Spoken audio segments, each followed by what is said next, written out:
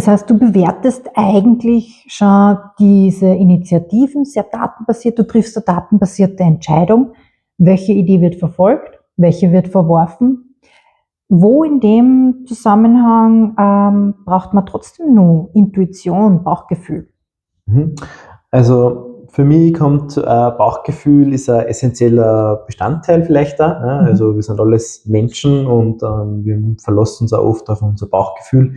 Also gerade wenn man dann mit dem Top-Management zusammensitzt, dann wollen die einerseits sehr datengetrieben entscheiden dann aber oft auch Sachen aufgrund von einer Erfahrung. Ja? Und für mich kommt aber dieses Bauchgefühl immer erst an zweiter Stelle. Ja?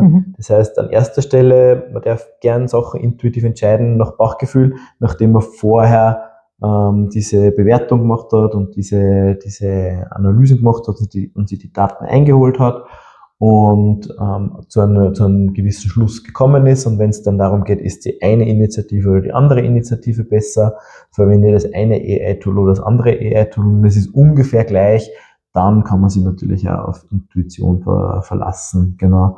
Und das ist die eine Sache, ja. Also wenn man jetzt über datengetriebene Entscheidungen redet, was aber sehr wichtig ist und was sehr oft vergessen wird, wie man vorher gesagt hat, in KI-Strategien oder in KI-Strategieumsetzung, da geht es sehr oft um menschliche Werte.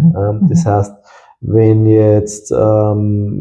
man jetzt einfach was ganz kalt einführt, ein Tool, ja, ohne dass man die Mitarbeiter abholt zum Beispiel oder die User auch abholt, dann kann das sein, dass das scheitert. Ja. Das heißt, man muss auch die Empathie mitbringen und auf die Leute eingehen können, damit die Produkte dann auch erfolgreich werden. Ja. Das hat jetzt nicht unbedingt was mit der Datenbewertung zu tun, aber ist ein essentieller Bestandteil, finde ich. Aber das System wird in unserem Umfeld nicht sagen, wie geht's wem, sondern es wird dann zwar die Daten ausspucken, die reingefüttert worden sind und rein sachlich, informativ uns informieren, aber wir sind trotzdem Menschen, wir interagieren miteinander, das ist viel komplexer, als was es da in den Systemen abbildbar ist. Auf jeden Fall. Was aber schon ist, also ich höre dann oft in Diskussionen so, ja, aber in einem Sozialberuf wird KI sicher keine Auswirkungen haben.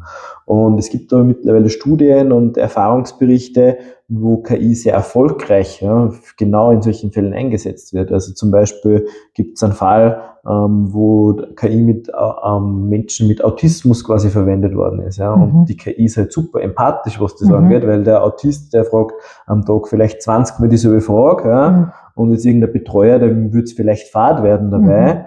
Und vielleicht würde er dann unangehalten sein oder vielleicht muss man weiß ich nicht, irgendwie wohin schnell, ja, oder keine Ahnung was. Und da sind Menschen natürlich, weil wir so emotionale Wesen sind, halt vielleicht dann nicht immer einfühlsam. Ja. Und KI ist aber immer gleich. Und das ist einerseits super gut. Ja. Auf der anderen Seite ist es auch oft, was die Leute kritisieren. Ja. Also man liest ja immer wieder, dass das vielleicht sogar zu überschwänglich ist jetzt mit den Chatbots mittlerweile. Ja. Also dass die KI sagt, Mann, das ist eine wundervolle Frage. Schön, dass du mich darauf hingewiesen hast, dass ich da einen Fehler gemacht habe. Also das ist dann schon wieder fast zu viel, ja, und dann ist es schon wieder zu künstlich. Ja. Das ist natürlich ein schmaler Grat dazwischen. Aber es ist jetzt nicht, man kann nicht einfach das über den Kamm scheren und sagen, na, mit Empathie und so weiter, wenn es um Empathie geht, da wird der KI nichts machen können, weil es schon Gegenbeweise gibt. Es gibt sicher Anwendungsfälle, die in allen Berufen, wo KI hilfreich sein kann und wo man es einsetzen kann, wie es eben mit dem Beispiel mit den Autisten.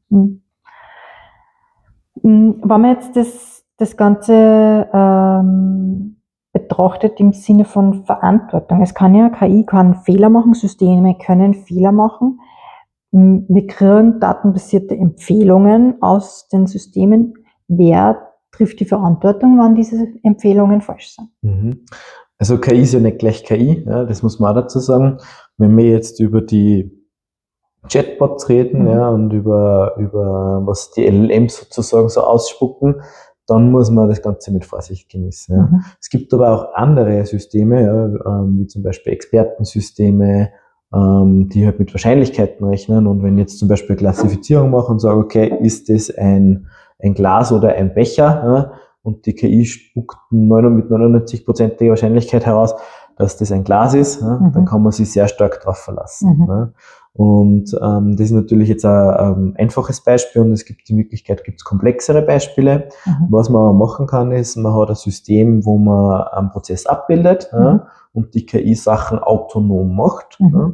Und dann gibt's aber dann, oder wenn man es smart macht, gibt's dann noch eine zweite KI, die da drauf schaut, ja, mit einem gewissen anderen Art von Regelset, ja, das die Arbeit von der ersten KI beurteilt.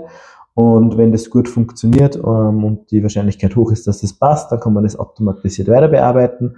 Und wenn nicht, dann kontaktiert man einen Menschen und der schaut dann drüber. Ja, also wenn jetzt die Wahrscheinlichkeit nur bei 75% liegt, dann sollte vielleicht der Mensch drüber schauen. Das Ganze nennt man Human in the Loop. Ja, und das ist eine Methode, die wir in Zukunft sicher mehr und mehr sehen werden auch in den Unternehmen, wo es halt darum geht, dass man der KI autonom Entscheidungen in einem gewissen eingeschränkten Bereich überlässt, aber wenn es um Edge Cases geht oder um komplexe Sachen, dann muss auch ein Mensch drauf schauen. Und dann gibt es sowieso noch andere Bereiche in einem Unternehmen oder in unserer Wirtschaft, wo eine KI nie autonom entscheiden darf. Das ist im AI-Act als Hochrisiko-KI-System eingestuft und da darf man KI auf keinen Fall entscheiden lassen. Also das muss immer ein Mensch entscheiden. Bei Texten und so weiter, die jetzt ein Chatbot generiert, bitte immer drüber schauen und immer drüber lesen. Es ist halt ein Wahrscheinlichkeitsrechner und es kommt mit einer hohen Wahrscheinlichkeit nicht 100% raus. Genau. Aber 80% reichen eh meistens. Ja. Das ist ein neuer Trend, den man auch beobachten kann. Ja, also, dass Leute abstumpfen. Ja, also am Anfang, wenn man mit KI arbeitet, dann schaut man sich den Text vielleicht nur genauer an und umso mehr wenn man damit arbeitet, umso mehr stumpft man ab. Und es gibt Studien, wenn man KI falsch einführt und auch die Kultur und die Mitarbeiter nicht mitnimmt, dann führt das dazu, dass man sich nicht Effizienz spart, sondern eigentlich Kosten verursacht. Und das Ganze funktioniert so, dass halt derjenige, der zum Beispiel jetzt eine Präsentation machen muss, der spart sich extrem viel Zeit, lest es aber nicht durch, weil so viel Text generiert wird, schickt es an 5 Kollegen weiter und die dann das dann Korrektur lesen. Und wenn jetzt fünf Kollegen Korrektur lesen, eine Präsentation, war es wahrscheinlich besser gewesen, wenn die eine Person das zuerst gescheit gemacht hätte. Und also im Software Engineering zum Beispiel, es wird hochspannend werden, ja, weil diese KI-Systeme Zehntausenden Zeilen Code generieren und irgendwann einmal man das nicht mehr als Mensch in Code-Reviews verarbeiten kann. Und an dem Punkt sind wir heute schon, dass wir da wirklich dann auch andere KI-Systeme brauchen, die Pull-Requests anschauen, damit man als Mensch überhaupt dann noch kommt. Ja, es wird alles viel, viel schneller, es werden Sachen vereinfacht, aber man muss halt trotzdem auch überlegen, wo macht es Sinn, wo kann ich vertrauen, wie kann ich das Ganze überprüfen, dass auch wirklich das rauskommt, was rauskommen soll und nicht irgendeine Fantasiewelt. Vielleicht noch zum Schluss, was sind die Kompetenzen für die Zukunft, die sowohl Führungskräfte brauchen, als auch Mitarbeiter? Das ist eine sehr schwierige Frage. Aktuell, also ich habe so ähnliche Gespräche, gerade zum Beispiel mit meinem Sohn und mit Kindern. Ja, und ich wüsste nicht, was ich ihnen jetzt aktuell empfehlen würde. Ja. Also zu mir und zu uns hat man immer gesagt, ja, in der IT und Software Engineering, das ist auf jeden Fall ein sicherer Job. Und gerade da greift die KI gerade extrem. Ja. Alles, was handwerklich ist und so weiter, das ist schon vielleicht nicht mehr ganz so leicht zum Automatisieren, bis das vielleicht dann die Robotik nachziehen kann. Was aber Kernkompetenzen sein werden, ist autonom denken, strategisch vorgehen, Empathie, ja, Kommunikation ist ein ganz essentieller Teil, dass man sich wirklich gut ausdrücken kann und gut kommunizieren kann. Also Soft Skills insgesamt werden viel essentieller und viel wichtiger in Zukunft werden. Genau. Sehr spannend. Vielen Dank, David. Das waren sehr, sehr spannende Einblicke und auch du hast sehr viel Erfahrung in dem Ganzen und hast jetzt dankenswerterweise mit uns auch geteilt. Und ich habe es gesehen, Agilität hat da schon sehr viel mitgebracht und sehr viele Prinzipien gelehrt. Man kann auch aus dem Produktmanagement sehr viele Prinzipien wiederverwenden und das Ganze jetzt nutzen, wann eben die KI-Strategie entwickelt werden und umgesetzt werden soll.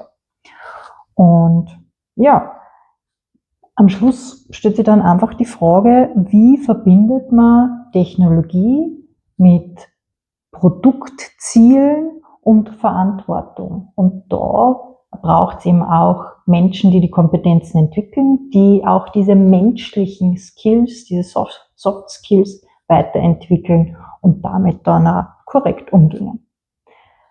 Schön, dass ihr heute dabei wart. Bis zum nächsten Mal. Abonniert gern unseren Kanal, wenn ihr mehr hören wollt. Und mögen die Daten mit euch sein.